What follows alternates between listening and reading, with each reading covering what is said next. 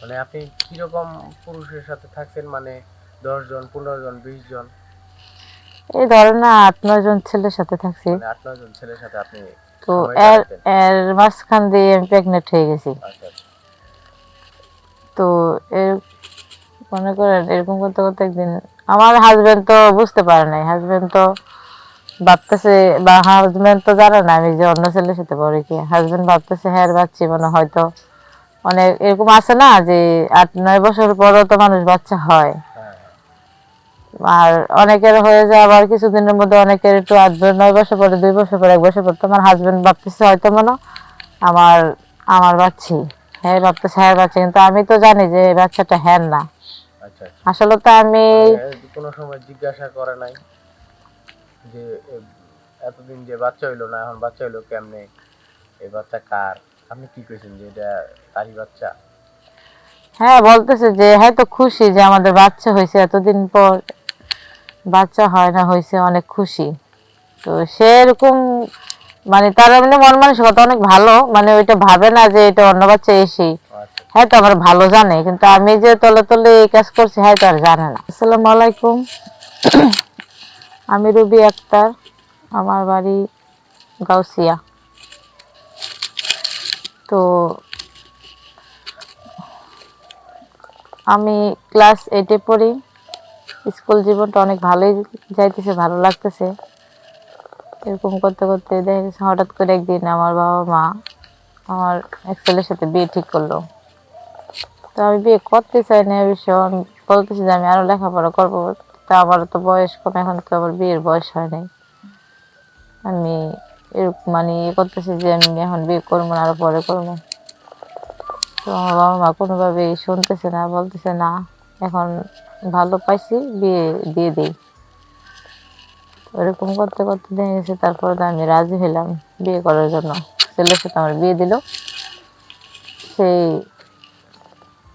ওই ছেলে মনে করেন এমনি সব দিক দিয়ে ভালো, আর্থিক অবস্থায়, কিন্তু সে শারীরিক দিয়ে একটু দুর্বল। তারপর তো মেনে নিয়েছি, আমি তো যাক যেটা হোক হয়তো আমার কর্মে আছে, এটা হয়েছে। এরকম করতে করতে অনেক 1 বছর কেটে গেল, তার সাথে আমার বিয়ে হলো। কিন্তু এর মধ্যে আরেকটা সমস্যা, আমার বাচ্চা হয় মানে বাচ্চা হয় না। যে এতভাবে ইয়ে করতেছি কিন্তু এটা বাচ্চা হয় না। তো আমারও তো মনে করেন একটা ইচ্ছে যে মা ডাক শোনার। আচ্ছা, এটা আপনি বুঝলেন কিভাবে যে তারই সমস্যা, যে বাচ্চা হয় না? এটা তো সমস্যা আপনারও থাকতে পারে। আপনারা কি টেস্ট করাইছিলেন? না আমি বুঝতে পারলাম এতে এমনও মানে শারীরিক দিক দিয়েও হ্যাঁ একটু অন্যরকম দুর্বল। দুর্বল। তারপর তো আমি মাইনে নিছি, যাক যেরকম হোক সবার তো আর এক থাকে না। এটা কি আপনার বিয়ের প্রথম রাত থেকেই বুঝতে পারেন যে ও শারীরিকভাবে দুর্বল? হ্যাঁ হ্যাঁ, প্রথম রাত থেকেই। তারপর ভাবলাম যে হয়তো প্রথম প্রথম দেখে এরকম হয়, তারপর আস্তে ধীরে ঠিক হয়ে যাবে। দেখি না এরকম করতে করতে অনেক দিন হয় তার একই অবস্থা এরকমই। তো ভাবলাম যে যাক সবাই তো আর একরকম না, একটু একজন একটু বেশি পারে, একজন একটু কম পারে, যাক এটা কোনো ব্যাপার না। তো এরকম করতে করতে তো আমার তো বিয়ে হয়ে গেছে, 1 বছর হয়ে গেল। এখন আমারও অনেক ইচ্ছে যে একটা মা ডাক শোনার। হ্যাঁ তো কোনো বাচ্চা টাচ্চা দিতে পারতেছে না, মানে আমার বাচ্চা টাচ্চা হইতেছে না। তো এখন আমি কি করবো? হঠাৎ করে দেখলাম যে আসলে এরকম করে তো ইয়ে না।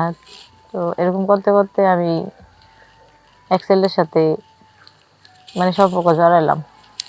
জড়ানোর পরে এরকম করতে করতে অনেক ছেলের সাথে সম্পর্ক জড়ালাম।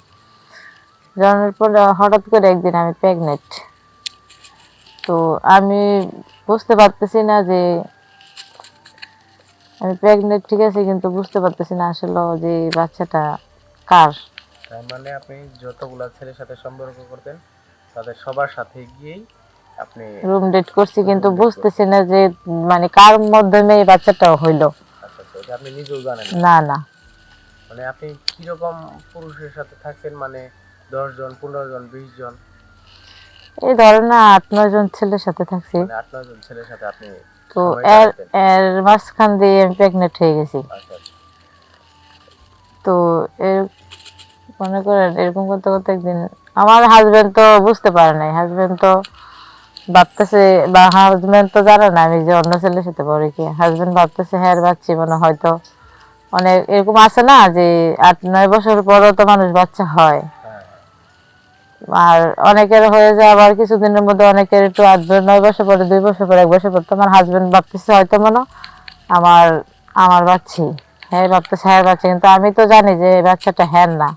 আচ্ছা আচ্ছা। আসলে তো আমি মানে কোনো সময় জিজ্ঞাসা করে নাই যে এতদিন যে বাচ্চা হইলো না, এখন বাচ্চা হইলো কেমনে, এই বাচ্চা কার? আপনি কি কইছেন যে এটা তারই বাচ্চা? হ্যাঁ বলতেছে যে হ্যাঁ তো খুশি যে আমাদের বাচ্চা হয়েছে, এতদিন পর বাচ্চা হয় না, হয়েছে, অনেক খুশি। তো সেরকম মানে তার এমনি মন মানসিকতা অনেক ভালো, মানে ওইটা ভাবে না যে এটা অন্য বাচ্চা এসেই। আচ্ছা, হ্যাঁ তো আমার ভালো জানে, কিন্তু আমি যে তলে তলে এই কাজ করছি হ্যাঁ তো আর জানে না। ঠিক আছে। আপনি বিশ্বাস করছিল, আপনি হ্যাঁ, বিশ্বাসের মর্যাদাটা রাখতে রাখতে পারেন। পারি নাই। আচ্ছা, তো আসলে ভাবতেছি অ্যাকচুয়ালি এরকম করতে করতে দেখেছিল একদিন বাচ্চাটা মানে জন্মগ্রহণ করলো, তখন ভাবতেছি আরে অন্যর বাচ্চারা আমি লালন পালন করতেছি, মানে আসলে আমি যে কাজটা করছি এটা তো আমি হয়তো ভুল করছি। মানে আমার বাচ্চা তো কি ওই আপনার স্বামীর মতো হইছে দেখতে, নাকি স্বামীর থেকে ভিন্ন হইছে? সেই ক্ষেত্রে স্বামী সন্দেহ করে না কি রে, আমার বাচ্চা আমার মতো হইলো না, আরেকজনের মতো দেখতে? না, মানে যার বাচ্চা আমার হাজবেন্ডের মতো হয় নাই, হয়েছে অন্যটা, মানে অন্য চেহারা পাইছে কি। তো হাজবেন্ডের ব্যাপারটা বলতেছি, মানে আমি ভাবতেছি কি যে আসলে যে এই কাজটা আমি যে কাজটা করতেছি এই কাজটা আমার অনেক খারাপ করতেছি। অ্যাকচুয়ালি আমার হাজবেন্ডের সাথে বেইমানি করতেছি, আবার আমার আরেকজনের বাচ্চাও লালন পালন করতেছে। করতেছি, আসলে তো এটা ঠিক না। তো এরকম হতো, তো একদিন হঠাৎ করে আশেপাশের মানুষ বলতেছে কি যে আমার হাজবেন্ডের যে আসলে এটা বাচ্চারা কার চেহারা পাইলো, এটা তো তোর মতো লাগে না আকৃতি।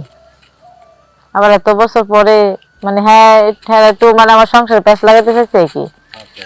যে আসলে এত বছর ধরে বাচ্চা না তোর বউর, এখন হঠাৎ করে বাচ্চা এলো, আবার তোর চেহারাও না, এটা অন্যরকম লাগে। তো তখন সে আমার বলতেছে দেখো সত্য করে বলো তো যে আমাদের তো অনেকদিন যাবার বাচ্চা টাচ্চা হয় না, এখন হঠাৎ করে বাচ্চা হইলো। আমি তো তুমি কি বলো এসব, মানুষের দেখো 8-9 বছর পর, 2 বছর পর মানুষের কি হয় না বাচ্চা, অনেকজন একটু লেট করে হয়, অনেকজন একটু তাড়াতাড়ি হয়ে যায়, এটা তো খোদা জানছেনিস, যার যখন সময় হয় তখন হইব। এসব নিয়ে হ্যাঁ আমার একটু সন্দেহ করতেছে কি, যে আসলে মূলত বুঝতেছি না ঘটনাটা কি হইলো। আমি বলতেছি যে এসব নিয়ে তুমি ভাইবো না। আর শেষে গিয়ে কি হলো? আপনি শেষে গিয়ে কি, আপনার স্বামী আপনার ব্যাপারটা জানতে পারে, শেষে নাকি এভাবেই আছেন? চলতেছি এভাবে এখন। হয়তো মানে একজনে বলাতে সে মাইন্ড করছিল, করাতে সে আবার জিজ্ঞেস করছিল, আমি তারা ভুলভাল বুঝাইছি যে দেখো তুমি যেটা ভাবতেছো এটা না।